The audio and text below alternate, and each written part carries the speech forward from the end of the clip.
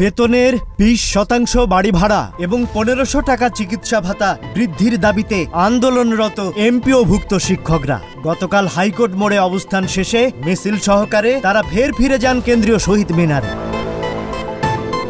মঙ্গলবার সন্ধ্যায় হাইকোর্ট মোড় সংলগ্ন সড়কে আন্দোলনের নতুন কর্মসূচি ঘোষণা করেন এমপিওভুক্ত শিক্ষা জাতীয়করণ প্রত্যাশী জোটের সদস্য সচিব অধ্যক্ষ দেলোয়ার হোসেন আজিজি। শিক্ষকরা স্লোগান দেন, 20% বাড়ি ভাড়া দিতে হবে, অবিলম্বে প্রজ্ঞাপন দিতে হবে। অধ্যক্ষ দেলোয়ার হোসেন আজিজি ঘোষণা করেন, আজ বুধবার তারা শাহবাগ মোড়ে অবরোধ করবেন। তিনি বলেন, আমাদের পিঠ এখন দেয়ালে ঠেকে গেছে, এখন আর পিছু হটার সুযোগ নেই। দাবি আদায় না হওয়া পর্যন্ত আমরা আন্দোলন চালিয়ে যাব। তিনি প্রয়োজনে আমরণ অনশনের পথে যাওয়ার হুঁশিয়ারি দেন।